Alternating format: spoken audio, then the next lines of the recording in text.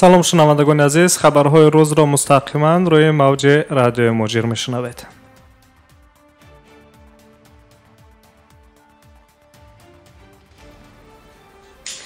дар натиҷаи амалиёти махсуси кормандони мақомоти ҳифзи ҳуқуқ дар шаҳри Душанбе танҳо дар як рӯз 5 ҳолати ба таври сунъӣ боло бурдани нархи маҳсулоти дороворӣ ва дигар лавозимоти тиббӣ ошкор гардид. Хабар медиҳад дафтари матбуоти раёсати вазорати корҳои дохилии ҷумҳурияи Тоҷикистон дар шаҳри Душанбе. дар натиҷаи санҷишу гуфтугоҳи фаврии кормандони полис дар шаҳри Душанбе ҳатто фурӯши дороворӣ ва дигар лавозимоти тиббӣ дар дохили нақлиёти хусусӣ низ пайдо гардид. ҳамин тавр кормандони полиси шаҳри Душанбе бо гумони фурӯши лавозимоти тиббӣ бо нархи гарон дар нақлиёти тамғаи Lexus рақами қайди давлатиаш 8787 RX01 сокини 27 солаи шаҳри Душанбе Ёдгор Бойбобоевро боздошт карданд. ҳангоми санҷиш маълум гардид ки гумонбаршаванда дар манзили иstiqomatиаш воқеъ дар ноҳияи Рӯдакӣ беш аз 100 000 дастпӯшакҳои тиббиро дар шароити ғайриқобили қабул барои нигоҳдории маводи дороворӣ ҳифз мекунад.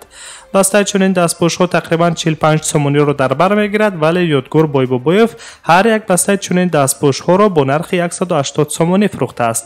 инчунин ниқобҳои тиббӣ ки нархи он 2 сомонӣ муқаррар гардидааст, ин нафар бо нархи 10 сомонӣ ҳар як донаи ниқоби тиббиро мефурӯхтааст. ҳамин тариқ дар манзили иstiqomatии Ёдгор Бойбобоев 95 адад айнакҳои тиббӣ, 10,000 қуттиҳои холӣ барои дастпӯшакҳои тиббӣ ва 50 қуттии либосу пӯяфзолҳои махсуси тиббӣ дарёфт ва мусодира карда шудааст. тафтишот нишон дод ки боздоштшуда бидуни маълумоти мувофиқ ва иҷозатномаи махсус ба истеҳсол, нигоҳдорӣ ва фурӯши лавозимоти тиббӣ дар шароити ғайрисанитарӣ машғул аст. дар идомаи санҷиши мақомот Файзло Алиев низ дастгир шуд ки номбурда дороворӣ ва дигар лавозимоти тиббиро аз нархи аслиашон 4-5 маротиба боло ба фурӯш гузоштааст. ҳангоми фурӯши доруи Арбидол ба маблағи 250 сомонӣ мақомот Файзло Алиевро дастгир карданд.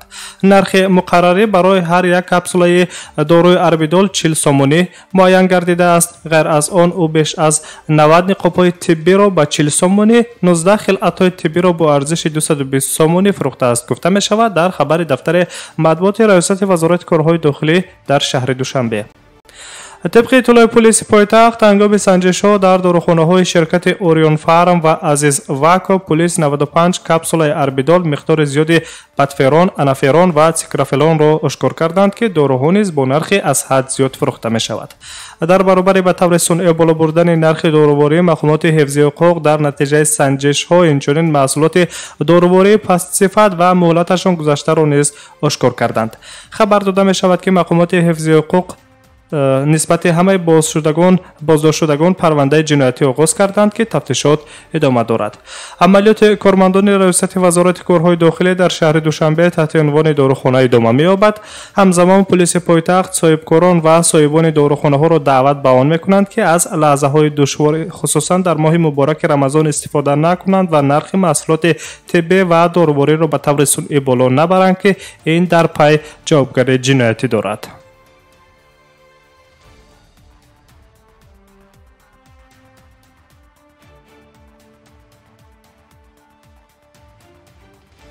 идомаи хабарҳои рӯзро мустақиман рӯи мавҷи радиои муҳоҷир мешунавед. 12 май ҷаласаи шӯрои раҳбарони вазоратҳои корҳои хориҷӣ иттиҳоди давлатҳои мустақил дар реҷаи видеоконференс ба нақша гирифта шудааст. вазирони корҳои хориҷӣ барномаҳо ва нақшаҳоро муҳокима хоҳанд кард ки татбиқи онҳо иртиботи мустақими шаҳрвандони иттиҳодро дар бар мегирад.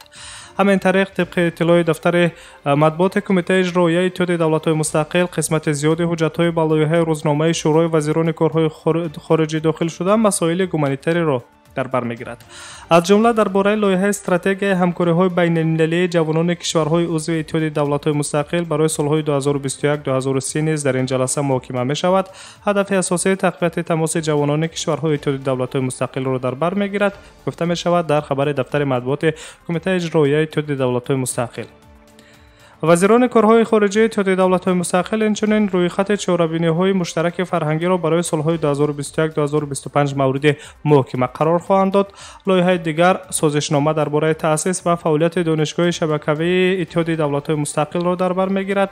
донишгоҳ шабакаи ташкилотҳои таълимӣ хоҳад буд ки барои иҷрои барномаҳои муштараки таълимӣ дар ҳудуди иттиҳод кӯмак хоҳад кард. غیر از آن در جلسه شورای وزیران اتحادیه دولت‌های مستقل استراتژی رشد در ساحه سیاحی برای سال‌های 2021-2030 بررسی خواهند شد. حجت برای متحد ساختن سعی‌های مقامات دولتی عضو اتحاد، سازمان‌های ملی سیاحی و دیگر سوبیکت‌های ساحه سیاحی مساعدت خواهد کرد. وزیران امور خارجه اتحادیه دولت‌های مستقل همکاری‌ها را درباره بفساد و ایجاد سیستم مشترک ارتباط برای قوه‌های مسلح کشورهای عضو اتحادیه دولت‌های مستقل به بررسی خواهند گرفت. با پیشنهاد جانب روسیه و روزنامه شورای وزیران اتحادیه دولت‌های مستقل مسئله علاوگی عاید به اظهارات مشترک وزیران کارهای خارجه اتحاد درباره تقویت نقشه حقوق بین‌المللی علاوه کرده شده است.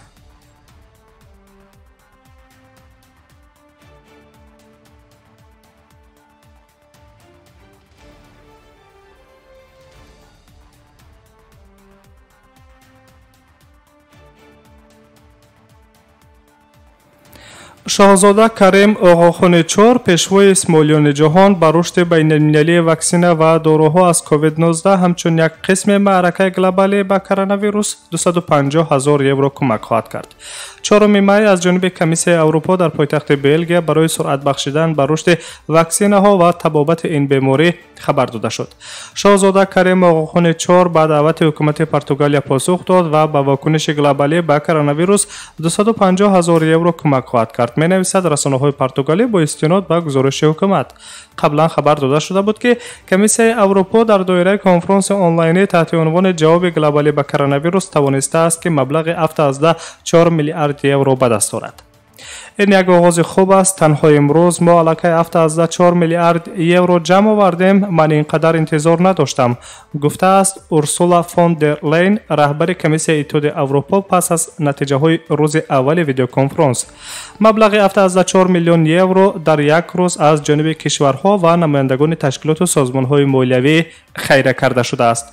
از جمله کشور ایتالیا برای تحقیقات جهانی عاید به جستجوی واکسن برای کرونا ویروس 140 میلیون یورو، فرانسه 500 میلیون یورو، آلمان 525 میلیون یورو، فنلاندیا 36 میلیون یورو، بلژیک 27 میلیون یورو و گروه ویسگراد 3 میلیون یورو جدا کردند.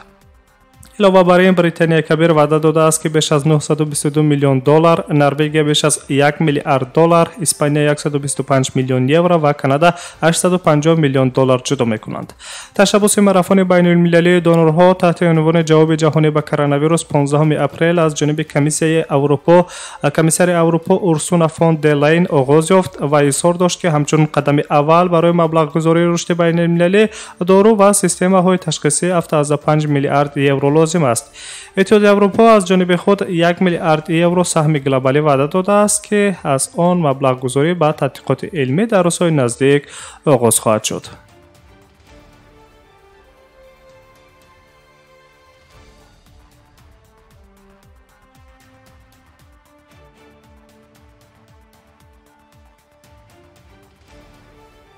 ادامه خبرهای روز را شما مستقیما میشنوید. تعداد قربانیان اپیدمی کووید 19 در بریتانیای کبیر از مرز 29420 نفر گذشت که این شماره از تعداد فوتیدگان در ایتالیا زیادتر است. از روی معلومات رسمی در ایتالیا 29315 نفر هلاک شدند. خبرگزاری بی بی سی می نویسد که این اپیدمی در بریتانیای کبیر نظر به ایتالیا زودتر پهن شد و خسارات زیاد آورد. وزیر کارهای خارجه بریتانیای کبیر دومینیک راب گفته است که منظره واقعی و مکمل را تنها پس از اپیدمی دیده می توانیم. حالا در همه کشورهای اتحادیه اروپا و امریکا خروج ویروس کووید 19 به قید گرفته شده است. خسارات زیاد جانی و مالی از همه زیاد ایالات متحده آمریکا دید. در این کشور در همه 50 ایالت آن ویروس کووید 19 به طور نظررس پهن گردیده ایستاده است. در دیگر کشورها از پهنشوی به میلان ویروس کووید 19 نیز به چشم می‌رسد. اگر به قاره آسیای میانه نظر کنیم، طبق معلومات رسمی تنها در جمهوری ترکمنستان ویروس کووید 19 وجود ندارد که این معلومات رسمی مقامات ترکمنستان را کارشناسان بین‌المللی شبهه آور می‌دانند. در کشورهای دیگر به مثل قزاقستان، قرقیزستان، ازبکستان و تاجیکستان چند است که پهنشوی ویروس کرونا به قید گرفته شده است که در همه این کشورهای نام برده متاسفانه قربانی‌های این اپیدمی نیز به نظر می‌رسد. طبق ارزیابی‌های دانشگاه جان هاپکینز شماره عمومی قربانیان این اپیدمی در جهان روز از روز زیاد گشته ایستاده است.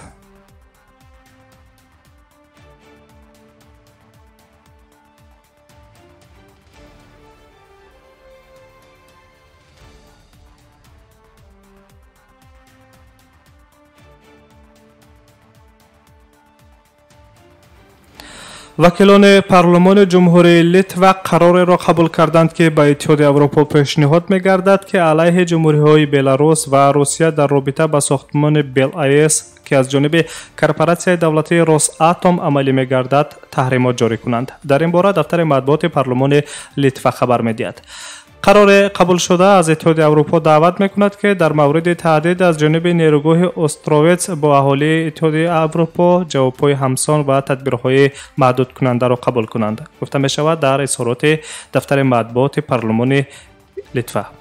وکیلان پارلمان از حکومت لیتوا طلب کردند که در نسبت متحدان روساتوم و دیگر شرکت و میانروانی که در ساختمان و فروش انرژی افلاس سر و کار دارند تحریمات جاری کرده شود.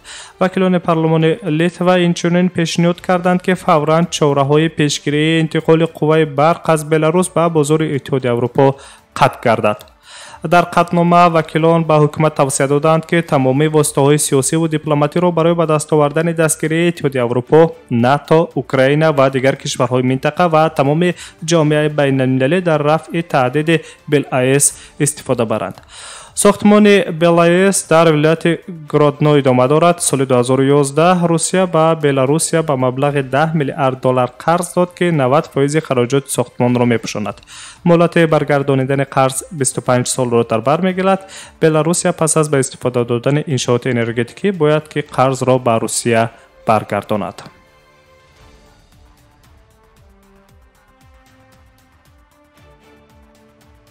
سامیان عزیز، شرح تحولات تاجیکستان و جهان را این ساعت مستقیما روی موج رادیو مجر شنیدید. با شما خداحافظی نمی‌کنیم. برنامه‌های دیگری ما مستقیما ادامه دارد. سلامت باشید.